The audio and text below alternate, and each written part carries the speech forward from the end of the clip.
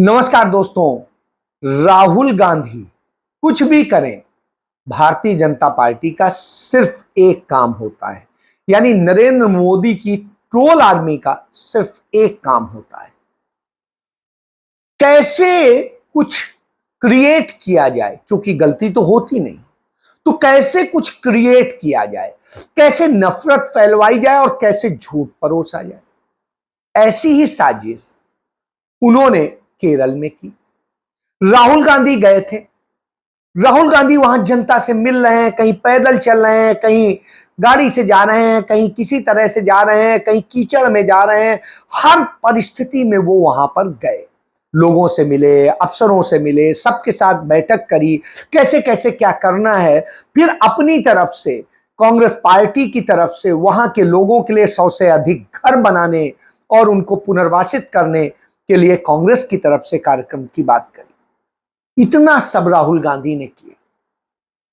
सारे लोग वहां के खुश थे कि हमें ऐसा नेता मिला जो हमारे लिए इतना दर्द महसूस कर रहा है, हमें गले लगा रहा है, हमारे तकलीफ में हमारे साथ खड़ा है, और अकेले नहीं, अपनी बहन के साथ खड़ा है। उसके परिवार में और है कौन? वो है उसकी बहन, मां है। तो ऐसी स्थिति में वो अपनी बुजुर्ग मां को छोड़ करके आकर के दोनों भाई बहन वहां लगे हुए, और 24 घंटे 48 घंटे। अब आप ये सोचिए कि इतना सब कुछ करने के बाद क्या निकालते हैं कि एक युवक दौड़ते हुए आता है राहुल गांधी की कार के पास और किसी से कुछ बहस करता है, और तो इन्होंने फैलाया कि वो विरोध कर रहा था राहुल गांधी। उस लड़के ने जब वो ट्रोल आदमी का वीडियो देखा तो उसने अपना वीडियो बना के डाला कि राहुल गांधी तो हमारे हीरो हैं, हमारे नेता हैं। Hi sir, morning. मेरा नाम रजनास। पहले आप देखे हो ये वो आपका इधर आए ना, सूजीपारा पुतमला है ना, इधर आए ना, वो टाइम आप देखेगा मेरे को। वो मालूम नहीं है, मेरा नाम आपको मालूम नहीं है, अभी मालूम है, वो वीडियो देखे ना, अभी मालूम है सर। वो मिसअंडरस्टैंडिंग है, वो चैनल, वो केरला का एक सोशल मीडिया चैनल है ना, वो फेक है। आपका साथ में प्रॉब्लम नहीं है, आप मेरा एमपी है, मेरे को मालूम है, मेरे को क्या क्या चाहिए ना आप मेरे को करेगा, मेरे को मालूम है। वो 2 दिन का वो कल है ना, वो कल टाउन में वो थोड़ा प्रॉब्लम है, वो टाउन में वो पूरा वीडियो वो आपको उधर का आदमी है, कांग्रेस का आदमी है ना, उसको मैं दिएगा पूरा वीडियो, आप पक्का देखो, डेंजर से वो आप देखो, वो वीडियो देखो। वो टाइम में पुलिस के पास ये गलत पता नहीं है, मैं देखेगा, आप गाड़ी के बाहर आएगा, वो डोर ओपन, वो पुलिस बंद करे ना, आपको बाहर चाहिए, वो पुलिस को आप बाहर नहीं चाहिए, पता नहीं वो क्या है, आपको पब्लिसिटी बहुत आएगा, वो उसको नहीं चाहिए, वो इधर का पुलिस को वो नहीं चाहिए, वो प्रॉब्लम है सर। आपको साथ मेरे को प्रॉब्लम नहीं है, आप मेरा एमपी नहीं है, लाइक फैमिली मेंबर्स है ना, आप मेरे को पूरा आदमी पब्लिसिटी को बहुत करेगा, आप पब्लिसिटी के नहीं है। अब 2 दिन के पहले वो मस्जिद के साथ वो मेरा अंकल है, वो मामा का ब्रदर है, वो मेरे को बोला वो राहुल गांधी आएगा 2 दिन के बाद में, वो 4 दिन का वो आपको क्या क्या चाहिए पूरा रेडी करेगा, 100 कर दिएगा, वो पूरा वो मेरे को बोला। वो साथ में एक बोला, और कैमरा मैन का बोला, अब बाहर जाओ, मेरे को फोटो ऐसे पब्लिसिटी नहीं चाहिए, आप ऐसे बोलेगा। अब जेन्युइन पर्सन है सर, अब जेन्युइन पर्सन है, मैं इंडिया है ना, इंडिया का एक मैं बोलेगा आप जेन्युइन, आप नॉट वो क्या बोलेगा, आपको एक्टिंग मान नहीं, आप जेन्युइन पर्सन है, आपका साथ मेरे को प्रॉब्लम। हम उन्हें प्यार करते हैं, हम उनको कैसे कर सकते हैं? पुलिस के कर्मचारी ने कुछ किया था तो उसका हम विरोध कर रहे थे, ना कि राहुल गांधी का कर रहे थे। अब आप सोचिए, इस तरह से करते हैं, अपना तो कुछ करेंगे नहीं, सेवा कहीं करेंगे नहीं। जिस हिमाचल प्रदेश में 4 की चारों लोकसभा सीटें भारतीय जनता पार्टी को मिली और नफरत फैलाने वाला अनुराग ठाकुर भी जीता, और नफरत, झूठ और गोबर ज्ञान वाली, नशे करने वाली और न जाने क्या क्या करने वाली उस कंगना रनौत को भी वहां के लोगों ने जिता दिया। वो दिल्ली में रह के बकबक कर रहे हैं। ये भी हमारी जिम्मेवारी है, इसलिए हम मेरा जो यहाँ का कार्यक्रम था उसको थोड़ा सा छोड़कर मुझे वहाँ पे लोगों के बीच में जाने की आवश्यकता है। हाँ देखिए, मैंने आपको कहा कि अभी जो है वहाँ पे स्थिति इस तरह की है कि वहाँ पे ये कहा गया है कि आप ना ही आए तो बेहतर है अभी के लिए। तो जैसे ही बारिश थमती है और जैसे ही हालात जो है स्थिति जो है स्टेबल होती है, जाना वहाँ के लिए सेफ होता है, तो आएगा लेकर वहां पर जाके अपने क्षेत्र के लोग जो मर रहे हैं उनके दर्द में साझीदार भी नहीं बन रहे, अपने क्षेत्र के लोग। लेकिन हिमाचल के मुख्यमंत्री सुखविंदर सिंह सुक्खू हो, उनके मंत्रिमंडल के सदस्य हो, उनके राजस्व मंत्री हो, सब जी जान से लगे हुए हैं अपने वहां की पुलिस फोर्स, सेना और दूसरे लोगों के साथ।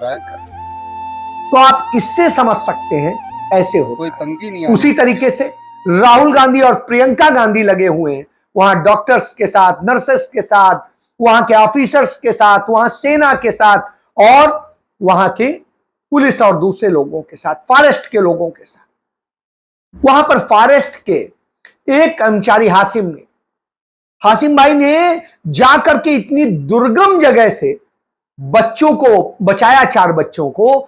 आप कल्पना नहीं कर सकते, अपना जीवन जोखिम में डालकर। ऐसे लोगों की प्रशंसा करनी चाहिए।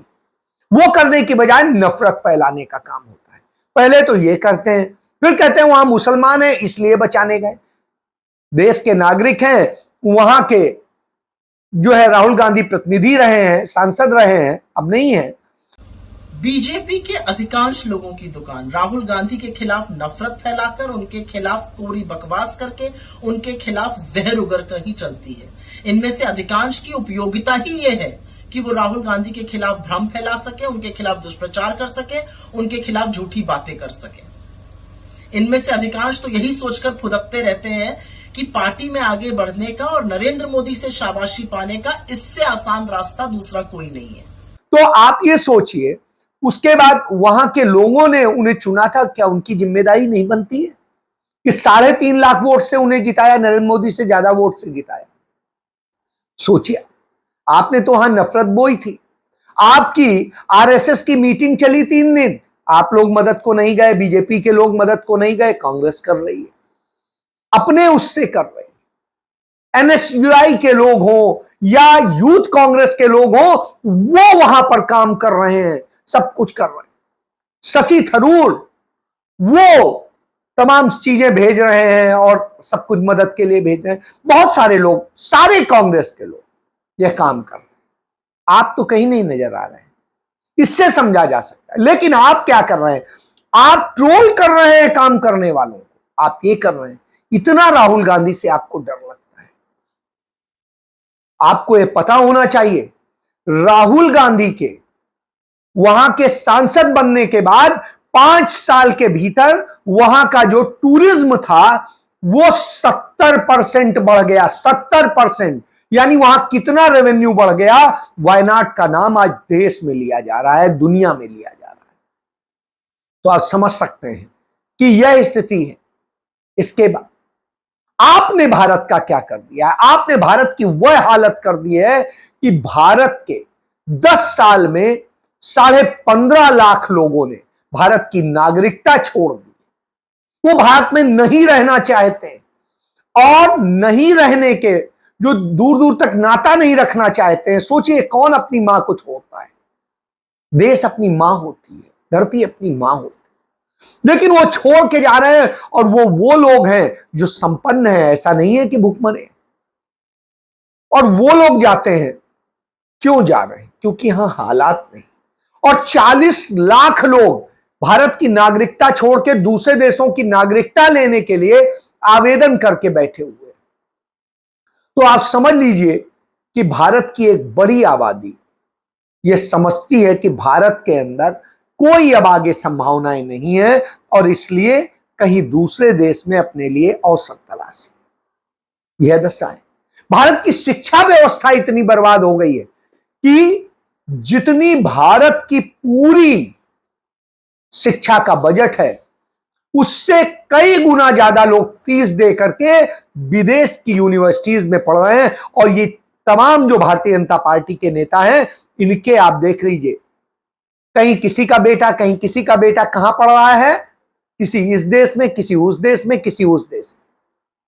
जो रेल मंत्री हैं, बहुत बोलते हैं, और उन्होंने हनुमान बेनीवाल के लिए जिस तरीके से गंदे शब्द बोले, उनको आहत किया, वो।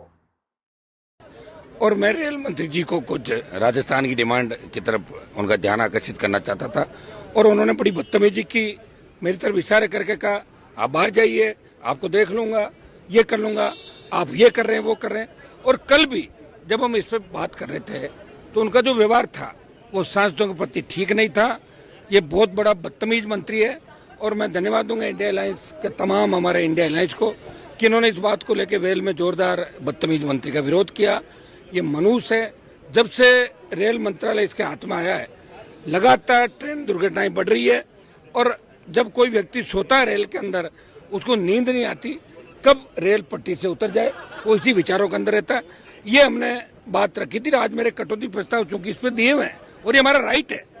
सिविल सर्विसेज में थे, नौकरी छोड़ करके सीमेंस कंपनी में नौकरी करने लगे, और वहां करते हुए चले गए, विदेश में अपने बच्चों और सबको सेटल किया, और उसके बाद में भारतीय जनता पार्टी उन्हें यहां लेके आती है, रेल मंत्री और आईटी का मंत्री बनाती है। और स्थिति यह है कि आज की डेट में रेलवे के और आईटी के तमाम सारे ठेके पट्टे सीमेंस को दिए जा रहे हैं। यह धंधा चल रहा है इनके यहां। नरेंद्र मोदी अडानी के प्लेन से घूमते थे, आज देश पे अडानी का कब्जा हो गया है।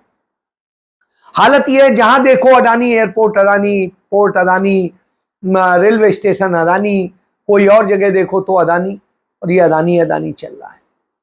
इसी तरीके से तमाम पूंजीपतियों का पूरा चल रहा है। जो राहुल गांधी कहते हैं कि वो चक्रव्यूह बना दिया है, अडानी, अंबानी, अजीत डोवाल, अमित शाह, नरेंद्र मोदी और ये सारे लोग, मोहन भागवत, तो वही है। इस कॉकस ने इस देश को बर्बादी में ढकेल दिया है, नफरत में ढकेल दिया। और नफरत की स्थिति क्या है आप देखिए, उसका शिकार कौन होता है? उसके शिकार अब भाजपा के लोग भी होने लगे, पहले दूसरे भी होते थे, अब भाजपा के लोग। जौनपुर में भारतीय जनता पार्टी के एक नेता की दुख होता है, बेटी है, किसी की भी हो, 9 साल की बेटी को स्कूल से आ रही थी, उठा लेते हैं लोग, ले जाते हैं, गैंगरेप करते हैं, और लहू लुहान वाराणसी में, जहां से नरेंद्र मोदी सांसद है, वहां फेंक देते हैं। यह स्थिति होती। इसी तरह वाराणसी में ही हत्या होती है भारतीय जनता पार्टी के, वो हो रहा है। इसके बाद जौनपुर में ही आप देखिए, जौनपुर में एक मुस्लिम परिवार था, भारतीय जनता पार्टी का सपोर्ट भी करता था, क्योंकि उसे बेचारे को रहना है, तो इसलिए उसके यहां स्थिति ये होती है, पहले उसके बाप को की हत्या कर दी जाती है, और बाद में अब कल लड़के की भी हत्या कर दी गई। यानी आप ये समझिए कि नफरत का यह खेल चल रहा है। और इसी तरीके से तमाम जगह तमाम घटनाएं हो रही, कहीं किसी लड़की के साथ रेप, कहीं किसी की हत्या, कहीं किसी की वो, और अब शिकार बनने वालों की बहुत बड़ी संख्या उनकी है। लेकिन कार्रवाई के नाम पे सिर्फ मुस्लिम समुदाय पर होगी, दलित पर होगी, यादव पर होगी और ब्राह्मण पर होगी। यह हो रहा है। हरिशंकर तिवारी के गांव में उनके लिए उनकी मूर्ति लगाई जा रही थी कि उस गांव का कैसे नाम उन्होंने रोशन किया। बहुत आदरणीय और बहुत बड़े नेता थे, ब्राह्मण नेता, और स्थिति यह है कि उस पर बुलडोजर चला दिया जाता है। तो अब ब्राह्मण भी सुरक्षित नहीं है, आप जान लीजिए। तो यह स्थिति क्यों? क्योंकि जलते हैं, परेशान होते हैं। हमारे एक मित्र बड़ा अच्छा, इसको बड़े अच्छे ढंग से, सुनील शर्मा है जयपुर में, वो इसको डिफाइन करते हैं कि हालत ये हो गई इस सरकार की, बेसमेंट में पानी भर गया, 3 लोगों की मौत हो गई। मकान मालिक इसलिए गिरफ्तार कर लिया गया कि अगर तू बेसमेंट ना बनाता और किराए पे ना देता तो कोई ना डूबता, इसलिए तुझे गिरफ्तार कर लिया, जबकि नक्शा पास था। ठीक है, सरकार की किरकिरी हो रही, बाहर कार जो चला रहा था, कहा गया तुम्हें इसलिए गिरफ्तार कर लिया गया क्योंकि तुमने तेजी से चलाया तो पानी जो है तेजी से अंदर आ गया, इससे लोग पानी भर गया, मर गए और इसलिए तुम्हें गिरफ्तार कर लिया गया। टायर घूमे जो तेरे सड़क पर, वो नहीं घूमने चाहिए थे। अच्छा, अब इसके बाद में स्थिति यह है, किराएदार को इसलिए गिरफ्तार कर लिया कि तुम यहां पर अपने यहां बच्चों को पढ़ाते थे, कि तुम ना पढ़ाते तो कुछ ना होता, तो बच्चे ना मरते, इसलिए तुम्हें भी गिरफ्तार कर लिया। उस किसी अफसर को नहीं गिरफ्तार किया जा रहा है, उस किसी जिम्मेदार पर कार्रवाई नहीं हो रही जिनकी जिम्मेदारी है कि जल भराव ना हो, सफाई टाइम पर हो, चीजों का निरीक्षण हो, कुछ अवैध ना हो, लेकिन ऐसे कार्रवाई हो रही। तो दिल्ली हाईकोर्ट ने इसको लेके फटकार लगाई कि कल के दिन तो आप कुछ भी किसी को कहने लगे। पंडित नेहरू ने ये देश आजाद करा के बनाया और जिस तरीके से किया, भारत बनाया, तो अब उनको दोष दिया जाता है कि नेहरू जी ये, नेहरू जी वो। तो आप इन सारी बातों से समझ सकते हैं कि किस स्थिति में देश को ले आए। यह हालत है, तो सोचना पड़ता है कि आज आपने कौन सा भारत बना दिया है। देश में न लोग सुरक्षित हैं, न रेल में सुरक्षित हैं, न बस में सुरक्षित हैं, न सड़क पे सुरक्षित। सड़क का बताऊं कि उत्तर प्रदेश के एक जिले में, वहां पर पति पत्नी अपनी बाइक से जा रहे थे, जो है तार गिरी और उसी की चपेट में आकर के वो मर गए, जल गए। हाई टेंशन लाइन थी। आप कोई कार्रवाई नहीं होगी बिजली विभाग पे, जिम्मेदार लोगों, मर गए तो कोई बात नहीं, खप गए। इसी तरीके से कहीं कोई डूब के मर जाएगा, खड्डे में डूब के गिर जाएगा, मर जाएगा, कुछ नहीं होगा। यमुनानगर से चंडीगढ़ एक ट्रक लेके आ रहा था, बेचारा ड्राइवर अचानक एकदम से टोल दे के आ रहा था, बेचारा हैवी टोल दे के एकदम से धंस जाती है सड़क, पूरा ट्रक अंदर चला जाता है और स्थिति है कि ड्राइवर घायल हो जाता है गंभीर रूप से, सब कुछ नहीं। भाई, इसकी जिम्मेदारी है। तो जिम्मेदारी लेने से बचने के लिए झूठ बोला जाता है, नफरत फैलाई जाती है और वो किया जाता है। और नरेंद्र मोदी जैसे लोग, अमित शाह जैसे लोग बिलों में घुसे होते हैं ऐसे वक्त में, लेकिन चुनाव प्रचार करने के लिए देश दुनिया में भागते हैं। मणिपुर लगातार जल रहा है। अभी कल ही एक घटना हुई, फिर से हुई, मैतेई और कुकी में समझौते के नाम पे बात हुई थी और बाद में उन्हीं में जिस तरीके से जहर बोया गया, फिर से वहां गोलियां चली और तमाम सारी चीजें हुई, आगजनी हुई, तमाम घर, तमाम नुकसान हुआ। शांति जहां बरकरार करने की कोशिश की जाती है, आग लगा दी जाती है। अब जब शांति बन रही थी, असम राइफल वहां ठीक से काम कर रही थी, तो अब असम राइफल को हटा के अब सीआरपीएफ लगाएंगे। मतलब एक भी चीज न डिसीजन ले पाएंगे, न कुछ कर पाएंगे। वही स्थिति है कि तुगलक ने कहा कि अब राजधानी दौलताबाद होगी और फिर बोले कि अब राजधानी फिर दिल्ली होगी और फिर दौलताबाद होगी। इस तरह से चलेगा, चमड़े का सिक्का चलेगा, फिर चांदी का सिक्का चलेगा, फिर चमड़े का चलेगा। तो वही नरेंद्र मोदी करते हैं। पहले 1000 का 500 का नोट बंद करते हैं, फिर 2000 का चला देते हैं, फिर 2000 का बंद कर देते हैं, फिर पता नहीं क्या करेंगे। तो यह स्थिति, अब आप अपने खाते में जमा करेंगे कैश या निकालेंगे तो उस पर 5% टीडीएस काटा जाएगा। मतलब आप कहीं से भी सुरक्षित नहीं है, ना आपका धन सुरक्षित है, ना घर सुरक्षित है, ना सोना सुरक्षित है। सोने में भी लगा दिया कि आप अपना सोना भी, पुराना सोना भी यदि बेचेंगे तो उसमें आपको भारी टैक्स देना पड़ेगा। मतलब आप अपना घर बेचेंगे, किसी मजबूरी में बेचें, तो उसमें भी आपको अब टैक्स देना पड़ेगा। यह हालत कर दी है। तो आप समझिए क्या सुरक्षित है देश में। इसलिए राहुल गांधी वो सच बता देते हैं तो उससे डर लगता है, क्योंकि इन्हें सच से डर लगता है, क्योंकि इनकी पूरी बुनियाद झूठ पर, नफरत पर टिकी है, हिंदू मुस्लिम पर टिकी है। इसलिए डर लगता है और इसलिए ये इस तरह के ड्रामे करते हैं। जय